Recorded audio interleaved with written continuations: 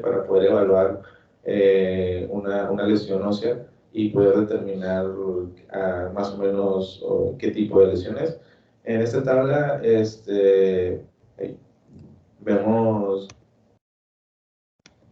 podemos ver que dependiendo del grupo de edad podemos empezar a sospechar ciertas lesiones. En la tabla mencionaba menores de 20 años, pues algún tipo de lesiones como el quiste óseo benigno, el quiste óseo aneurismático, algunos osteoblastoma. Ya entre los 20 y 40 años pues ya entramos en otro tipo de lesiones como el encondroma o el tumor de células gigantes, y ya arriba de los 40 pues ya podemos hablar de otro tipo de lesiones tanto benignas como malignas.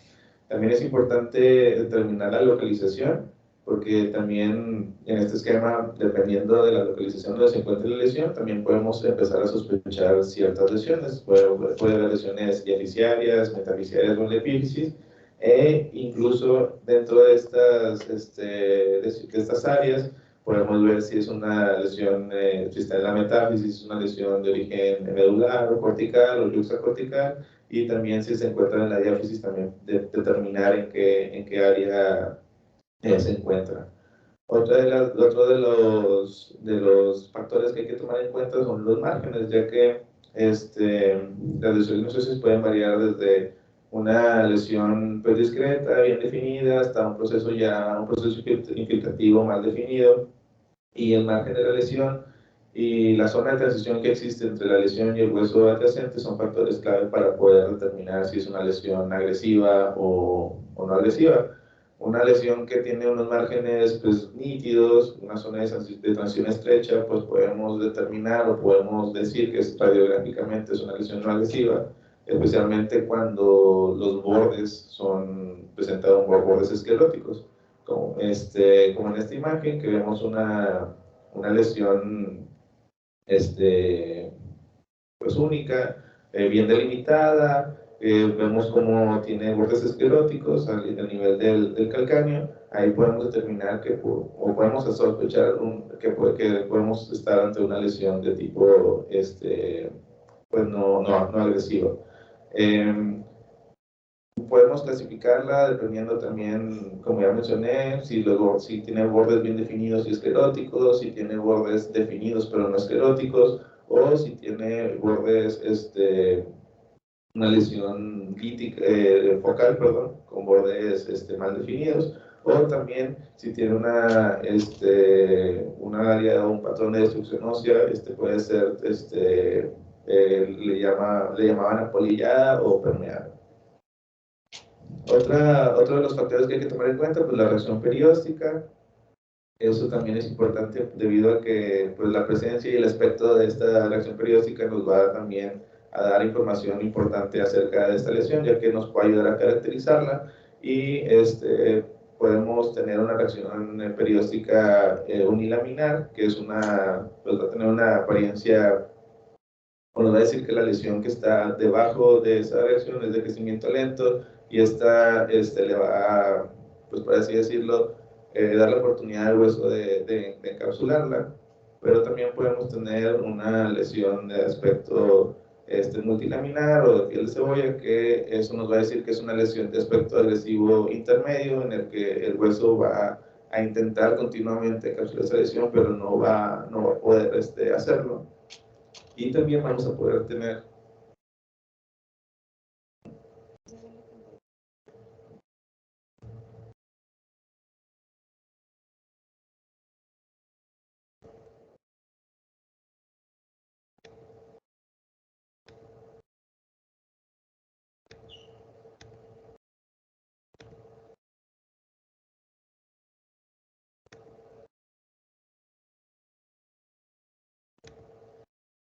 la pantalla, la ventana.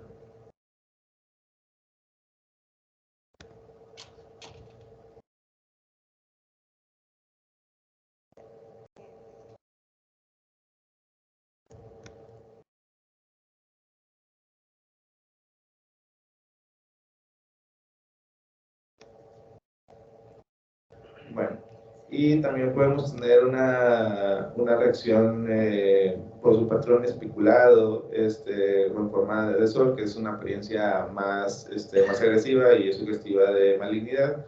Podemos también tener el triángulo de Goldman, que se refiere a una elevación del periósteo, lejos ahí de la corteza, y va a formar un ángulo entre ese periósteo y el hueso, y eso también se asocia a menudo o muy frecuentemente a lesiones agresivas. Sin embargo, hay otras entidades que lo pueden tener, incluso entidades benignas, aparentemente benignas, como algún tipo de infección o un hematoma subperióstico, también pueden presentar o nos pueden dar este dato. En la opacidad de inmunización, pues algunos tumores pueden ser líticos o escleróticos, o también pueden ser mixtos y van a tener una opacidad típica. Y la relosidez o la esclerosis asociadas a las neoplasias se debe a la estimulación de los osteoclastos o de los osteoblastos dadas por el tumor, y a veces ese patrón lítico o ese patrón destructivo puede englobar o puede, pues por así digo, la palabra es secuestrar ahí áreas de tejido de hueso sano, que eso se le llama secuestro. Este tipo de secuestro también lo pueden tener tanto entidades benignas como malignas, como en este caso. En esta tabla podemos ver, o ahí ponen algunos ejemplos del artículo que de referencia, que lesiones benignas que pueden tener este tipo de secuestro, pues una mielitis crónica o una fractura condral, y malignas pues como el fibrosarcoma o un linfoma primario del hueso. También es importante conocer el número y tamaño, ya que dependiendo del tamaño podemos determinar o nos puede dar una pista de que se puede tratar. Incluso hay lesiones que son similares de manera histológica, y lo único que los va, o una de las cosas que los va a diferenciar es el tamaño, como en el caso del osteomostoide o el osteoblastoma, que ahorita vamos a ver. Dependiendo del tamaño que tenga la lesión, podemos, o por definición, vamos a clasificarlo en uno u otro. El tipo de involucro cortical que va a tener, ya que además de la corteza, también puede haberse afectado el canal medular o el periósteo, o incluso los tejidos blandos circundantes. Y por último, pues el componente de tejidos blandos, ya que pues, a la presencia de un componente de tejidos blandos en una lesión nos va a sugerir un proceso maligno, debido a que el tumor pues, prácticamente ya destruyó, puede haber estado destruyendo la corteza y puede estar expandiéndose, y este componente de tejidos blandos puede desplazar los planos grasos adyacentes. Este tipo de componente, lo vemos también regularmente en entidades malignas de tipo sarcoma de Ewing, son los característicos. Y bueno, ya teniendo el abordaje, hay que saber y conocer las características de las lesiones benignas, que pues, bueno, van a tener un patrón geográfico, como ya mencioné, van a tener un borde esclerótico, regularmente van a ser bien definidas, no van a tener un compromiso cortical, no van a tener alguna reacción perióstica característica, y regularmente no van a tener un involucro de los tejidos blancos. Bueno, ¿cómo las podemos clasificar?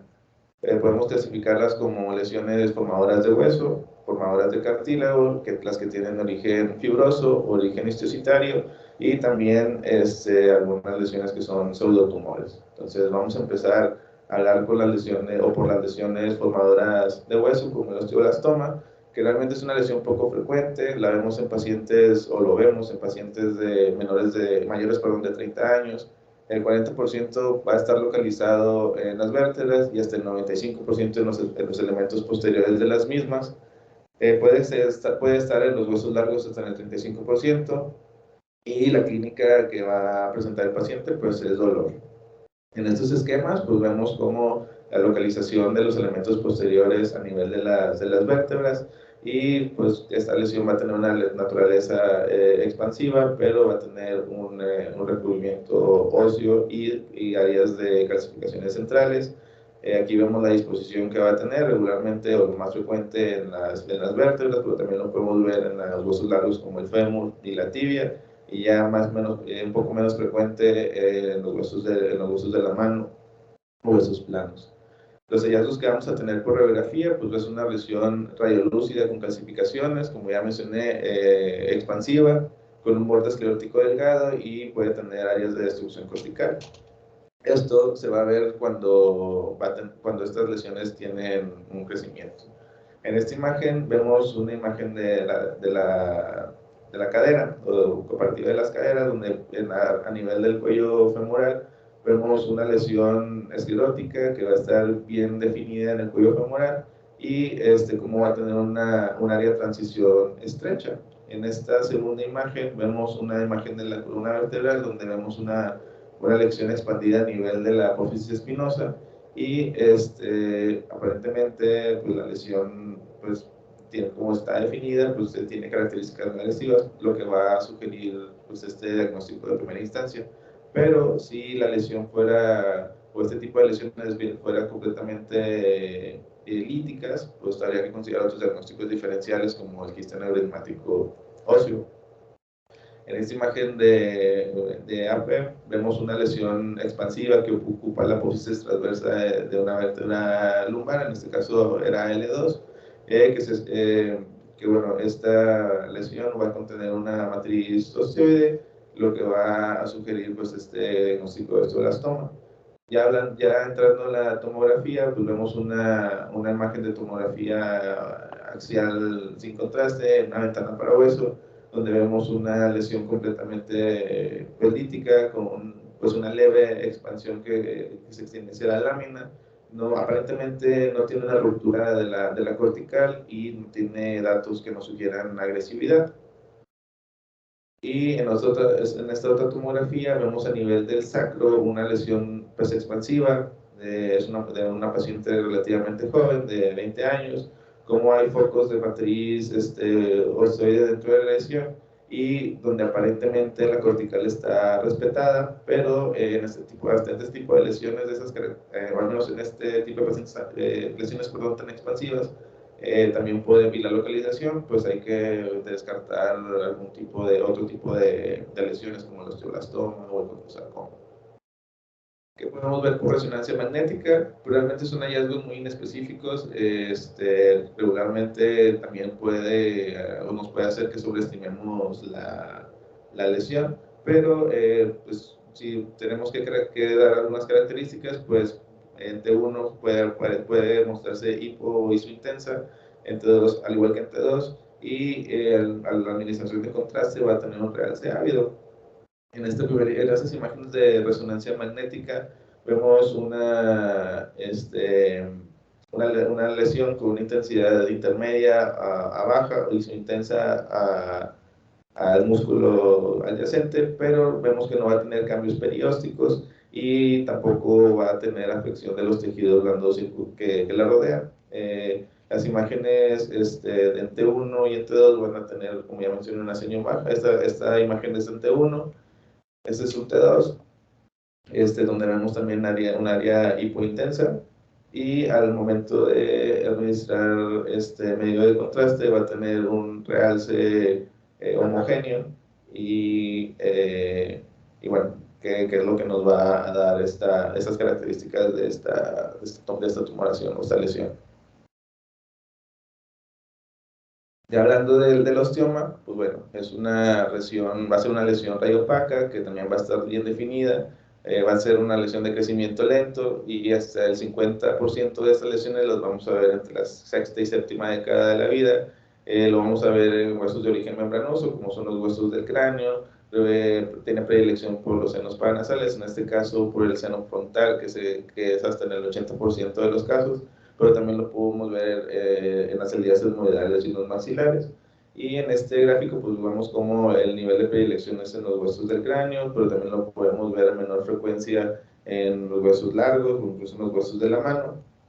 Y como en este esquema vemos como se comporta como una lesión redondeada, perdón, que va a consistir con hueso denso y que no tiene un aspecto o características agresivas. Lo que vamos a poder ver por radiografía y tomografía pues es una lesión hiperdensa, como ya mencioné, bien definida, regularmente tiene un tamaño entre 1 a 4 centímetros y va a crecer desde la cortical. No va a tener involucro de la médula, pero sin embargo algunas veces sí puede tener cierto contenido de médula ósea. En esta imagen vemos una radiografía P del fémur del lado izquierdo, donde vemos una lesión pues esclerótica, aparentemente bien definida, que está en la superficie de la diáfisis del fémur proximal, y vemos cómo se diferencia o se puede diferenciar del osteocondroma debido a que esta no va a tener una continuación medular. En esta radiografía lateral del cráneo vemos una lesión densa que se encuentra hacia la topografía del seno frontal del paciente. Vemos cómo está pues, bien definida, vemos una imagen pues, radiopaca a este nivel. Y también lo podemos ver en los huesos de la mano, como vemos, el paciente pues, fue un hallazgo incidental, una lesión radiopaca, bien definida, a nivel de la cortical de la, del segundo hueso metacarpiano de este paciente. Y en tomografía, pues la vamos a ver como una lesión pues, esclerótica, igualmente bien definida, que se encuentra en la superficie del hueso. Y como ya, este es el caso del primer paciente, y en el caso del paciente que tenía la lesión a nivel seno frontal, pues esta está su tomografía, donde vemos una lesión que se localiza a ese nivel en el seno frontal del lado derecho, donde vemos cómo también existe un engrosamiento de la mucosa y también puede estar asociado a líquido como dato de obstrucción del seno paranasal. Y como ya mencioné, vemos como una lesión pues hiperdensa, bien definida, de bordes aparentemente bien definidos, que digo, es importante por eso determinar el tipo, las características de la lesión y sobre todo la localización. Son esos tipos de hallazgos que nos va a ayudar a ir encaminando el diagnóstico. Continuando con las lesiones que forman hueso, pues el osteoma osteoide va a representar hasta el 12% de los tumores óseos benignos. Regularmente se presenta en la segunda década de la vida, más frecuente en hombres. Regularmente es solitario y se localiza hasta en el 80% en los huesos largos. Por definición, va a tener un tamaño menor a 2 centímetros, que era lo que mencionábamos ahorita, que dependiendo también del tamaño es importante saberlo para poder determinar qué tipo de lesión es. Y la clínica que va a tener el paciente pues es un dolor desproporcionado, ¿no? Una inflamación y un dolor desproporcionado a la lesión. O sea, es una lesión pequeña, pero va a tener mucho dolor. El paciente regularmente se localizan en la corteza hasta el 75%, pero también pueden estar en la médula. Y como mencioné, se diferencia del osteoblastoma por el tamaño. El osteoblastoma vamos a ver lesiones de iguales características, sin embargo va a ser un tamaño mayor a 2 centímetros. Y pues el nido que va a ser característico pues va a contener tejido conectivo, va a estar muy vascularizado debido al contenido de osteoblastos en su interior, que va a representar la matriz osteoide de esta lesión.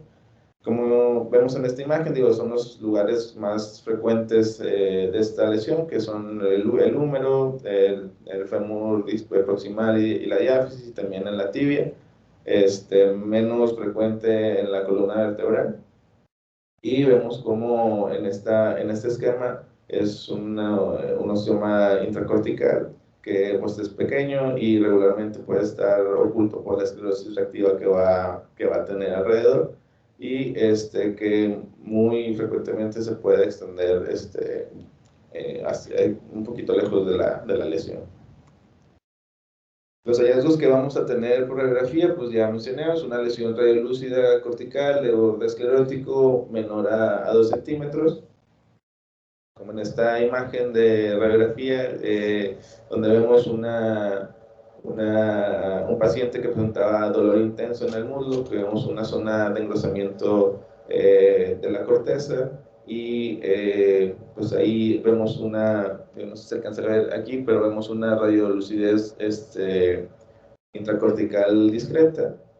En esta otra imagen de la tibia vemos como de la tibia del peroné, perdón, vemos una lesión intramedular que va a estar produciendo un engrosamiento cortical pues, pronunciado, y va a haber un aumento en la intensidad que se va a proyectar hacia el canal medular, y esto se debe debido a secundaria, o va a ser secundario al engrosamiento que existe de la corteza. En esta imagen vemos una imagen radiolúcida que se encuentra hacia el nivel proximal de la tibia, que va a estar asociada a un trazo de fractura. Y en la tomografía vemos cómo hay un engrosamiento cortical, y la presencia ahí de un nido que mencioné, que debe ser menor de 2 centímetros. Y en esta otra tomografía vemos cómo está el nido radio hipodenso a nivel de la intramedular, que es una lesión central, va a ser muy focal. Vemos cómo está el engrosamiento reactivo cortical, y vemos cómo hay o va a tener datos de esclerosis a nivel de la médula. Esta es la tomografía del paciente que vimos anteriormente, que vemos cómo hay una lesión hipodensa a nivel del tercio proximal de la tibia, que debe estar asociado a un trazo de fractura transverso a este nivel. Ahora, pasando a las tumoraciones que van a formar cartílago, está el encondroma, que va a ser una lesión radiolúcida que se va a presentar entre la tercera y cuarta década de la vida. Va a estar localizado más frecuentemente a nivel de las falanges de la mano. Se va a presentar asintomático, puede estar en el 65% de la metáfisis de los huesos cortos, y pues por radiografía va a tener un aspecto muy similar al condrosarcoma de bajo grado, pero este tipo de lesiones puede tener una conversión maligna y va a tener, o suele tener, perdón, calcificaciones internas que por eso es importante al momento de que las localizamos, porque mencionaba la literatura que un signo de malignidad es que estas calcificaciones desaparezcan. Este es un esquema también de los lugares más frecuentes donde lo vamos a ver. Regularmente es en los huesos de la mano, pero también lo podemos ver en huesos largos. Y cuando se presenta de manera múltiple, o lo vamos a llamar que se trata de una encondromatosis, una enfermedad de Ollier, donde vemos en esta radiografía de la mano cómo se muestra múltiples lesiones opacas, con una aparente zona de transición nítida, y van a tener aspecto no agresivo. Algunas de ellas van a tener calcificaciones en su interior, que, como mencionaba, es importante darle seguimiento debido a que un signo de transformo de malignidad es que estas calcificaciones desaparezcan. Pues por radiografía, pues como ya habíamos visto, es una lesión radiolúcida con calcificaciones internas, una zona de transición estrecha o corta, después de un patrón geográfico, y van a ser centrales, y debido a su crecimiento pueden expandir y modificar la morfología del hueso, pueden causar un adelgazamiento cortical.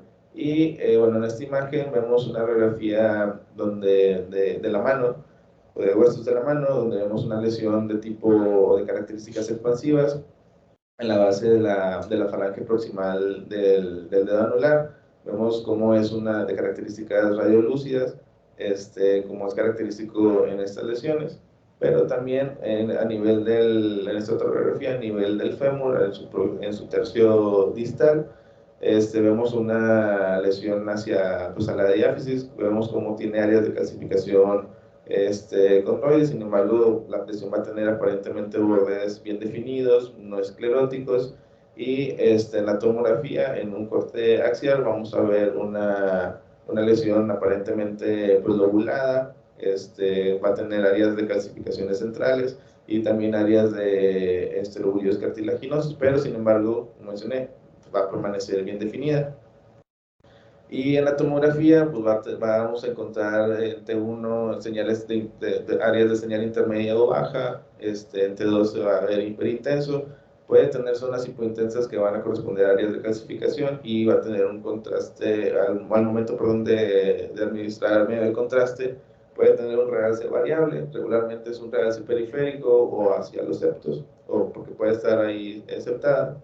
En esta imagen de resonancia, en un corte sagital en T1, vemos la lesión que habíamos visto anteriormente del fémur, una lesión pues lobulada, con zonas, zonas de grasa ahí atrapada, que a pesar de que está cercano a la cortical, pues aparentemente no la invade. Y en esta imagen en T2 vemos una T2 en ConFATSAT, vemos una lesión con áreas de intensidad baja internas que pueden corresponder a áreas de calcificación. Y pues estas áreas también mencionaba que es difícil determinar si son calcificaciones o grasa medular que está ahí suprimida. Y a la administración de medio de contraste vemos cómo tiene pues un realce un poco más periférico, eh, y septal, perdón, que son características de las lesiones de tipo condroide.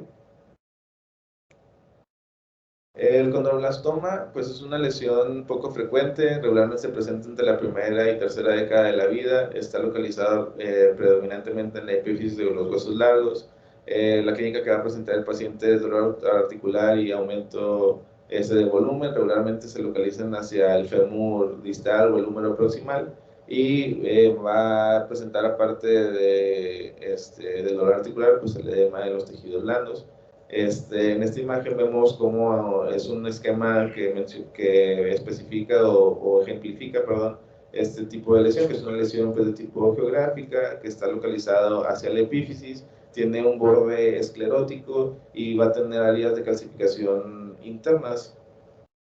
Lo vamos a ver por radiografía y en tomografía como una lesión pues radiolúcida con borde esclerótico y una área de transición estrecha. Va a ser va a tener un patrón geográfico y cuando esas tienen un crecimiento, o cuando son muy grandes, van a producir una reacción perióstica.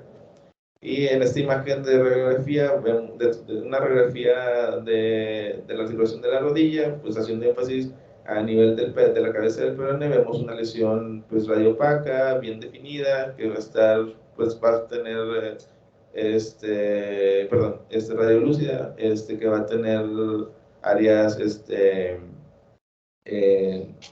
pues áreas, varias expansivas, perdón, y va a tener un área de transición estrecha y un borde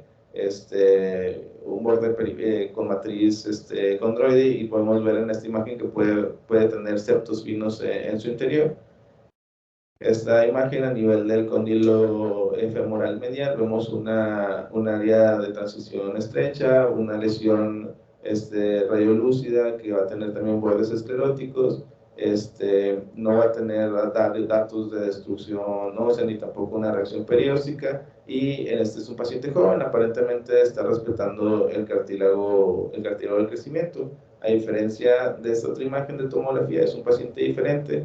Vemos como es una lesión pues, que se encuentra hacia la epífisis, que va a estar bien delimitada, que va a tener bordes ligeramente escleróticos, sobre todo en esta área. Este tipo de lesión pues sí va a estar afectando el cartílago del crecimiento, pero sin embargo no vamos a ver datos de una reacción perióstica en esta lesión, que es el mismo paciente, pero en un corte axial, donde pues, vemos esta imagen, esta lesión hipodensa, bien delimitada, con los bordes escleróticos que hemos mencionado, y que, bueno, es importante la reconstrucción para saber sobre todo la localización y sobre todo en pacientes jóvenes si está afectando o no el cartílago del crecimiento.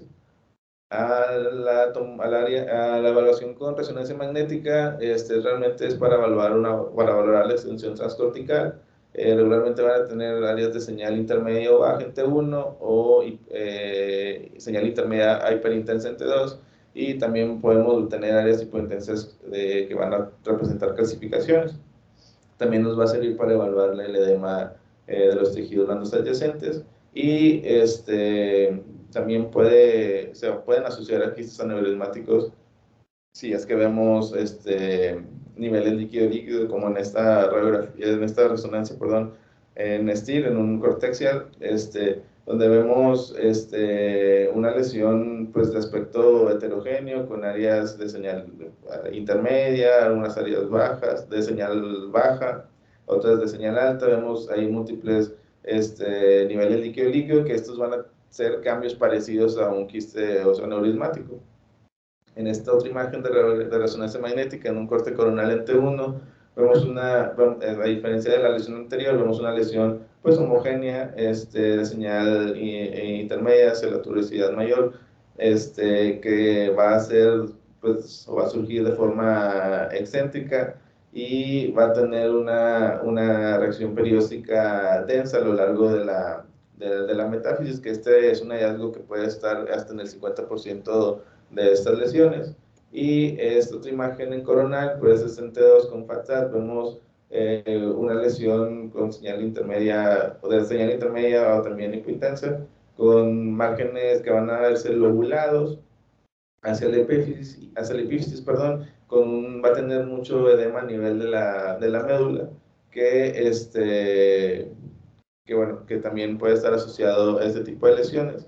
Y ya en este mismo paciente con T1 con FATSAT y con contraste, vemos cómo tiene un realce heterogéneo a nivel, de este tipo de lesiones a nivel de la epífisis, y vemos cómo tiene áreas hipointensas en su interior que pueden corresponder con áreas de calcificación, y vemos cómo también tiene pues edema de los tejidos blandos y también hacia la bursa. Hablando también del osteocondroma, que también es una lesión que forma cartílago, representa el 35% de los tumores benignos, y hasta el 15% de los tumores óseos, y regularmente se presenta en niños y adolescentes. Puede estar o se localiza hacia la metáfisis de los huesos largos, y puede dar datos de compresión nervioso vascular. En esta imagen, pues bueno, regularmente se va a presentar, como ya mencioné, hacia los huesos largos, y vemos como en este esquema, como regularmente son lesiones solitarias que van a tener una continuidad de la cortical y de la médula, y van a tener una cubierta cartilaginosa delgada, y no van a tener, no se van a extender, o van a tener involucro articular.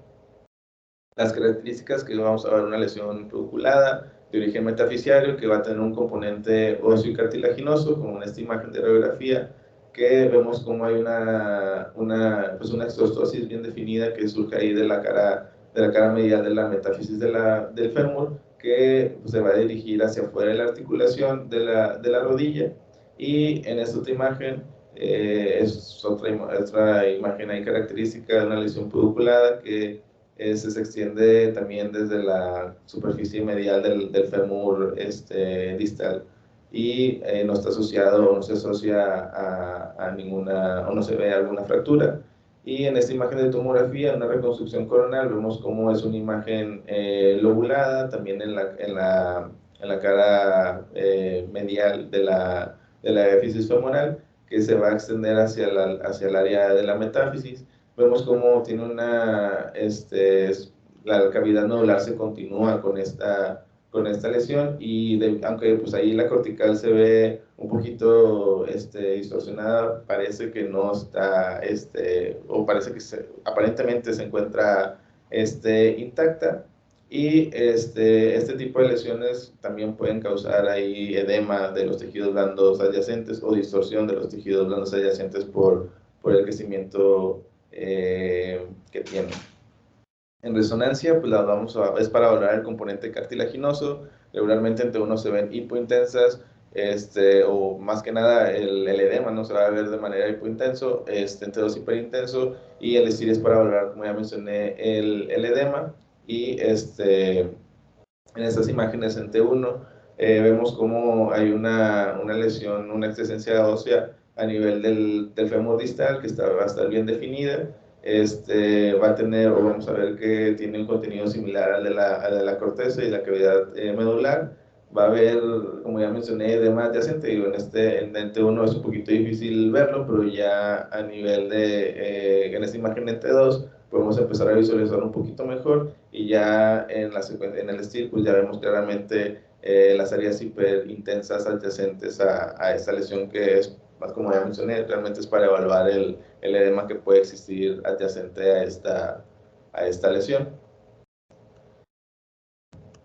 Y bueno, hablando de los tumores de origen fibroso, el fibroma no osificante es la lesión benigna más común. Es un tejido fibroso que va a estar en forma de remulinos con células gigantes multinucleadas, y va a tener también depósitos de hemosiderina. Es una lesión que regularmente se encuentra en el 40% de los pacientes de 10 a 15 años. Regularmente son asintomáticos, a menos de que tengan o que sean muy grandes, van a poder dar sintomatología. Regularmente se encuentra hacia las epífisis distales del fémur y de la tibia.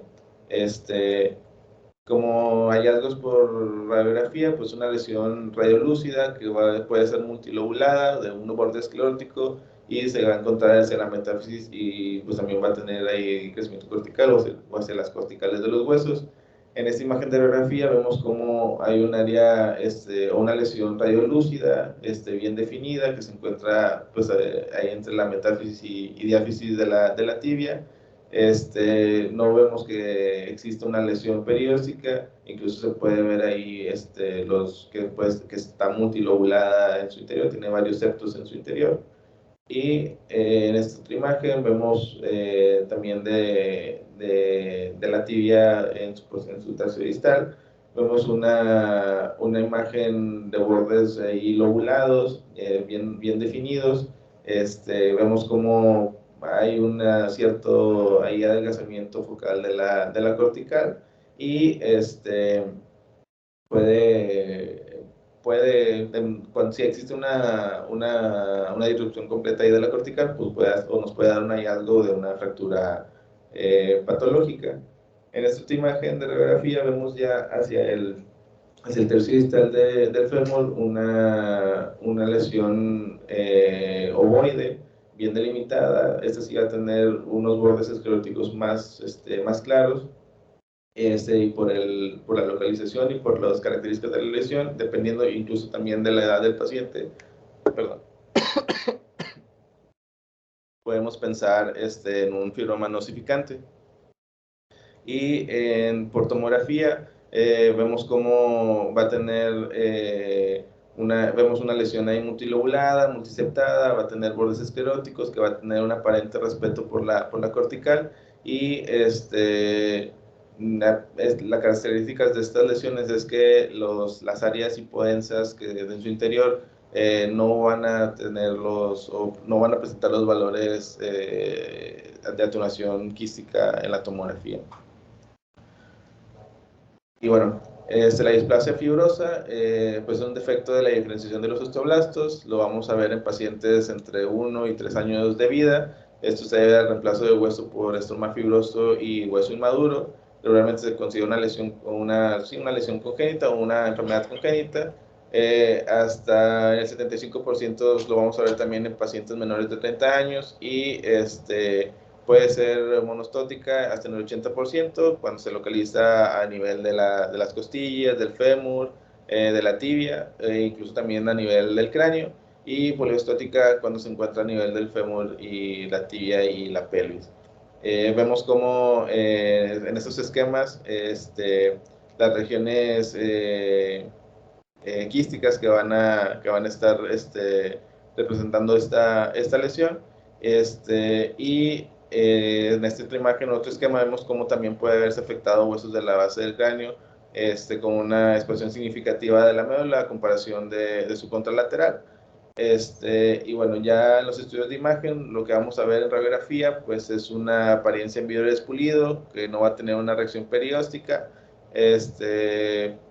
va a tener un signo de la corteza por la formación, por la forma que va a tener ahí sus bordes, que van a estar deformados por la mineralización que va a tener este tipo de lesiones.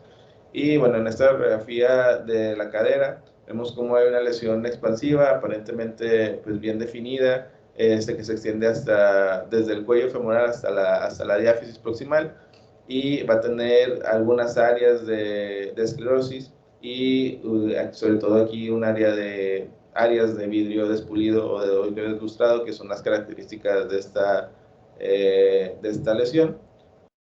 A nivel, digo, aquí es un poquito más evidente, a nivel de la tibia, es un paciente que tiene una lesión pues un poquito más grande, expansiva, con una densidad que va desde áreas líticas hasta áreas de en vidrio despulido, y regularmente, como ya mencioné, este tipo de lesiones se ven en este tipo de huesos largos, y en la tomografía, perdón, de la primera paciente que estábamos viendo, vemos pues las áreas de esclerosis, vemos también áreas las áreas de esclerosis y las áreas del vidrio despulido que van a encontrarse en su interior, y regularmente se encuentran ahí en las extremidades o en el esqueleto apendicular este tipo de lesiones. En la tomografía del segundo paciente que hemos visto, vemos las áreas mixtas, sobre todo las áreas de vidrio despulido, que van a tener una densidad variable a lo largo de la lesión. Y en este paciente es para ejemplificar también cómo a nivel de la base del cráneo, cómo vemos estas lesiones de aspecto pues expansivo. Vemos cómo tiene una densidad heterogénea que va desde pues áreas hipodensas y hasta áreas ahí también en vidrio despulido, y también obviamente pues datos o áreas de esclerosis, ¿no? Por resonancia magnética, pues realmente son áreas o hallazgos muy inespecíficos. Entre 1 y entre 2 pues son intensidades heterogéneas, y va a tener también un realce heterogéneo. En esta resonancia de la primer paciente, que hemos visto que tenía la lesión en el cuello femoral, vemos cómo tiene áreas de señal intermedia, que va a ser un poquito hiperintensas a comparación del músculo adyacente, y vemos cómo tiene también áreas hipointensas que pueden corresponder a calcificaciones en su interior. En esta imagen es una resonancia en axial con contraste y FATSAT. Vemos cómo tiene pues un realce heterogéneo a nivel de la lesión, y en el segundo paciente que hemos visto es una resonancia en un corte sagital en T2, como tiene ahí pues áreas pues heterogéneas que van desde señal intermedia hasta áreas hipointensas en su interior. Y bueno, también vemos cómo pues tiene una disposición un poquito uniforme, de tejido fibroso, que puede corresponder a la matriz de vidrio despulido que estábamos viendo tanto en la radiografía en la radiografía como en la tomografía.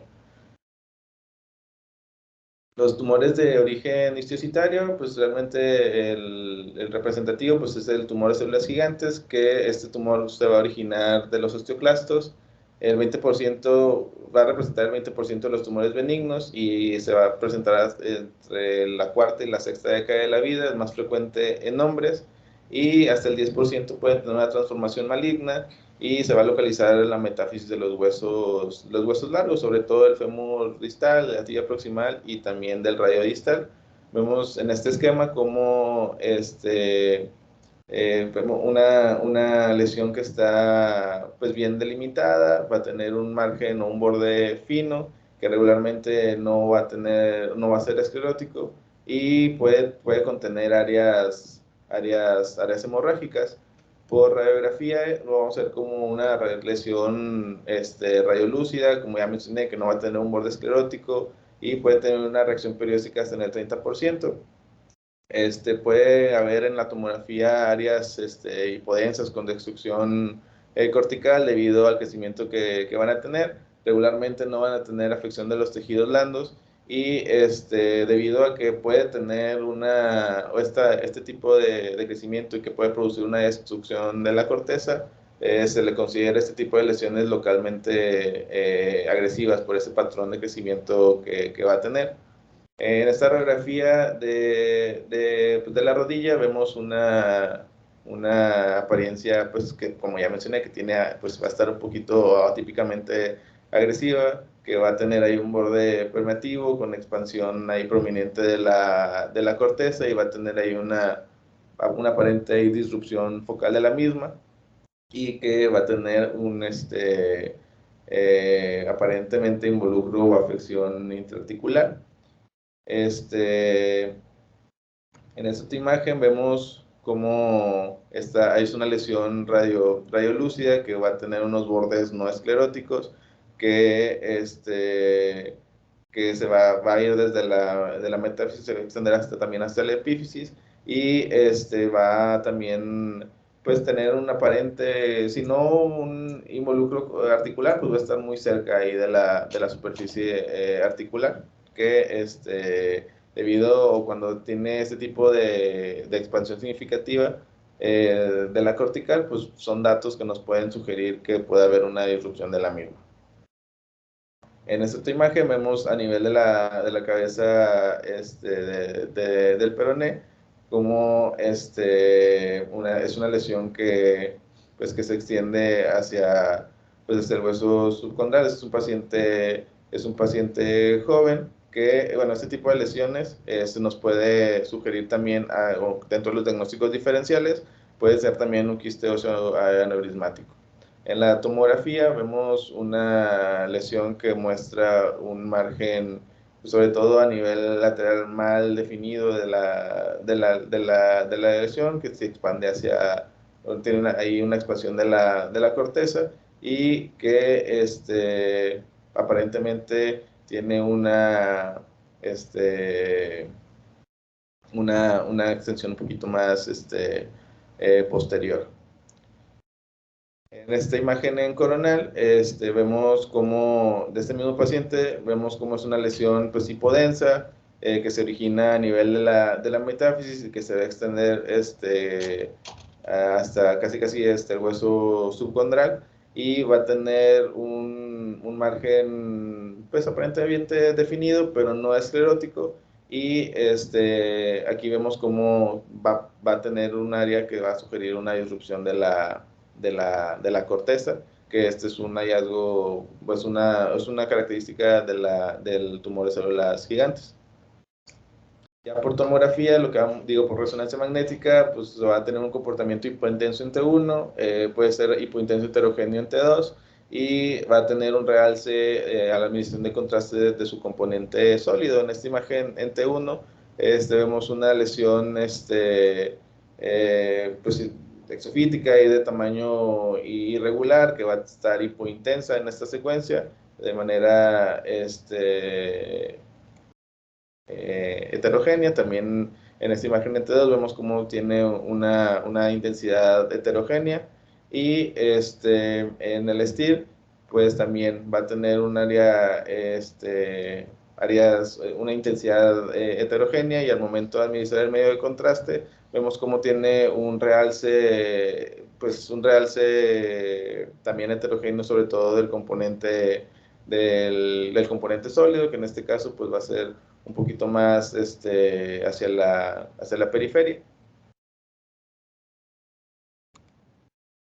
Y ya por último, hablando de las lesiones pseudotumorales, el quiste óseo aneurismático pues va a ser una lesión, pues por su nombre, quística, multilobulada, que va a presentar niveles líquido-líquido y hasta el 70% van a ser lesiones primarias y el 60% lo vamos a ver en menores de 20 años.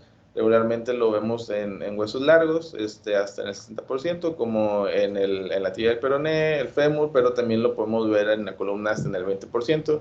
En este esquema, pues va a representar, o es un esquema representativo de un quiste neurismático, que es como que vemos que es una masa expansiva que se va a extender en el cuerpo vertebral hacia los elementos posteriores y también va a tener niveles líquido-líquido que van a ser, o lo que van a representar son los restos hemáticos en diferentes estadios, ¿no?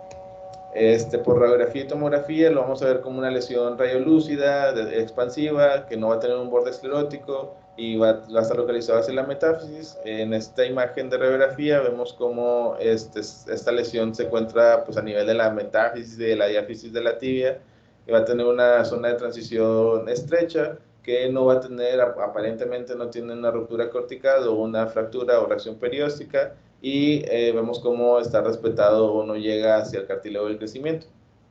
En esta otra radiografía vemos una lesión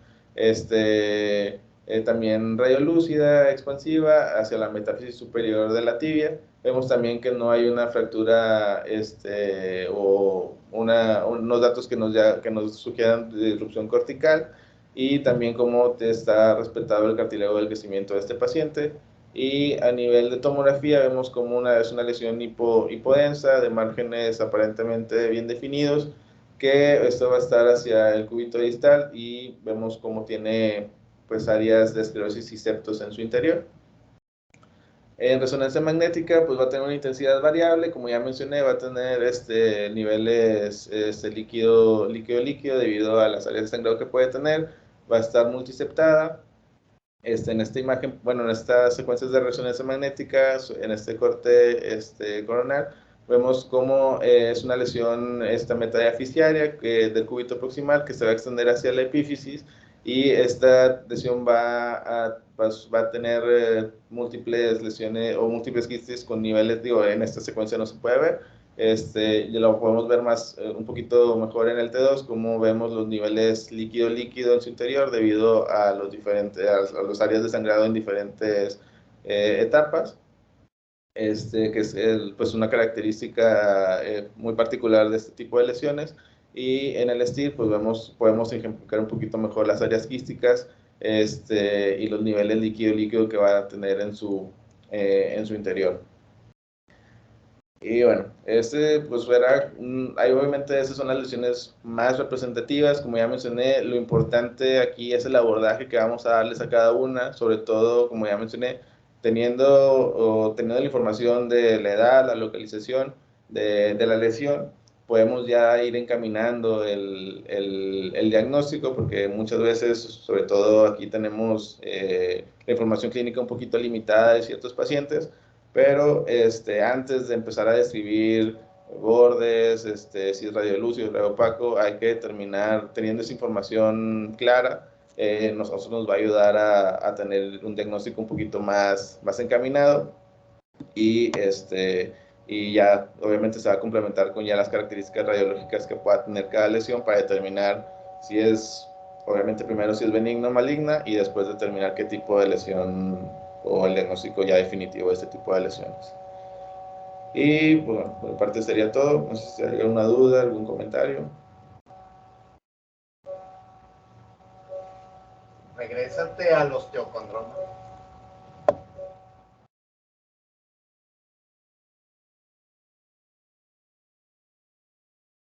Es de tercero, ¿verdad? Sí.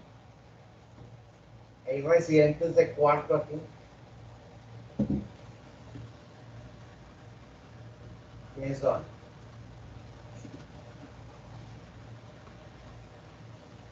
¿Qué le falta a esa descripción del osteocondroma? ¿Qué dato importante le falta, ya que ustedes son de cuarto?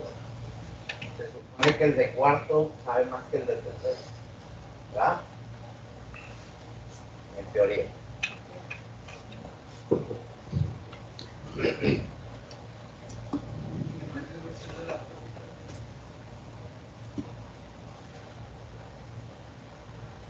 ¿A qué se convierte el osteocondroma?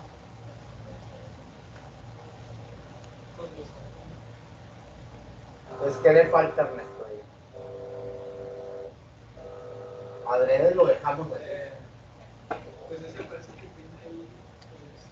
O sea, ¿qué comentario harías sobre lo que deberíamos de hablar de eso, porque lo que vemos o lo que ven conmigo es resonancia magnética.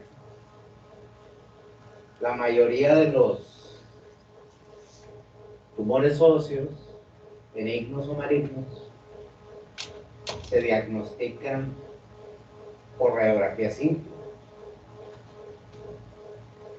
El 95%, 98% del diagnóstico se obtiene de ahí.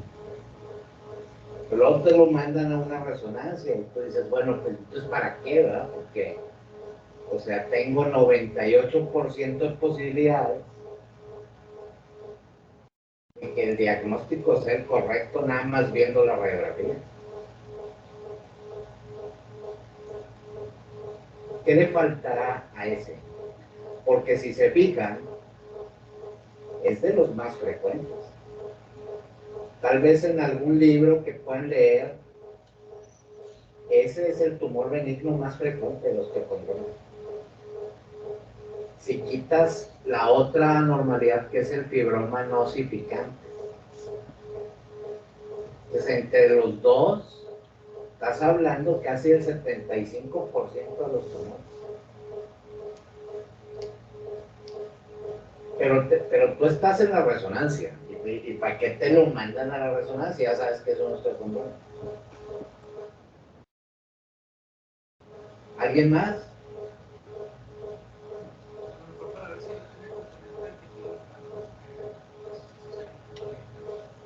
Pues eso te das cuenta clínicamente porque se les inflama ahí, ¿verdad?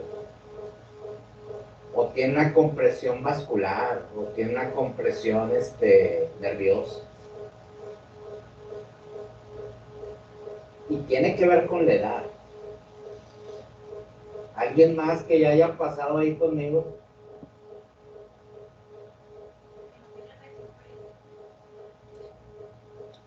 Pues no. Tiene una capa de cartílago. Y ahí está la clave de la respuesta. Porque para eso te lo mandan a la resonancia. No para saber si no es un osteocondroma. En menores de 30 años no tiene tanta importancia la capa de cartílago. Pero en mayores de 30 años, sí. Porque si mide más de 3 milímetros, algunos dicen que 5 milímetros, la conversión a condrosarcoma la debes de considerar y hay que extirpar el osteocondroma. Entonces te lo mandan a la resonancia no para saber qué es, sino para saber qué más puede ser o en qué se puede convertir. O sea, para que tú digas, ¿sí? Incluso si el paciente lo tienes que operar o no, o el tratamiento es conservador. Por eso, en todos estos casos, ¿sí? El tratamiento debe estar involucrado dentro de lo que es el diagnóstico. O sea, ustedes ven el diagnóstico y tienen que saber cómo se tratan los tumores para que puedas vertir una opinión. Finalmente es lo que les piden, a final de cuentas. Ya vamos a acabar. Ahora, alguien de tercero que en 20 palabras resuma la plática. ¿Quiénes son de tercero?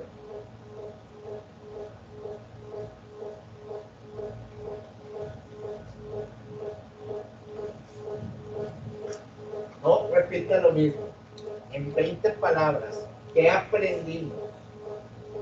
Porque a final de cuentas es lo bueno. O sea, el concepto, que tengas el concepto de todo lo que dijo el doctor, ¿qué es lo que aprendimos? Pues yo creo que se resume en que es muy importante ver el patrón cortical, por ejemplo, si es un patrón apolillado, geográfico, el patrón de crecimiento te dan la pauta de que si esa es una tumoración de crecimiento lento, benigno, o si es algo ya maligno. ¿Los tumores benignos serán más frecuentes que los malignos? Es una pregunta. Sí, ¿verdad? Hay tumores benignos que parecen malignos. Sí, ¿verdad?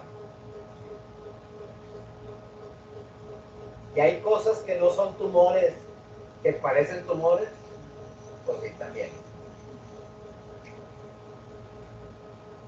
Que no están aquí.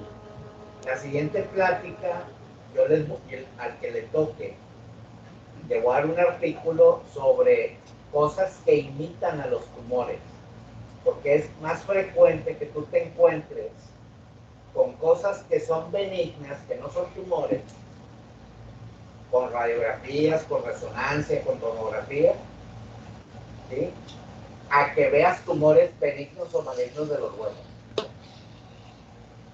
Entonces, son imitadores de los tumores, que esa parte no está aquí.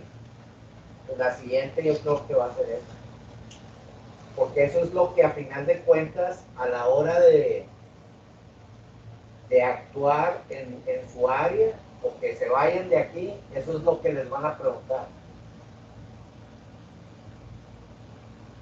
Eso es lo que hay que reconocer en las imágenes. Lo que sea, radiografía, resonancia, tomografía, incluso el ultrasonido. Por ejemplo, el osteocondroma, la capa de cartílago se puede revisar con ultrasonido.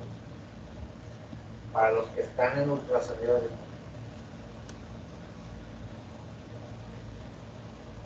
Entonces, de todas estas pláticas hay que tener un concepto. A final de cuentas es ¿qué aprendimos?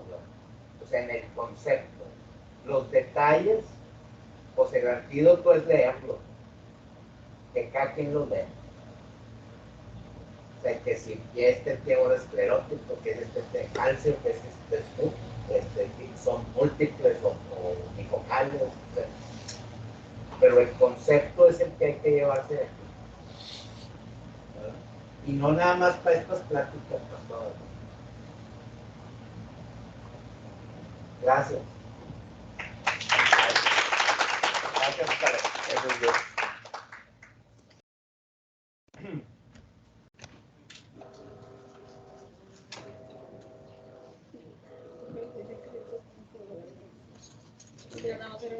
Ya no te mueves nada. Esa es una habilidad.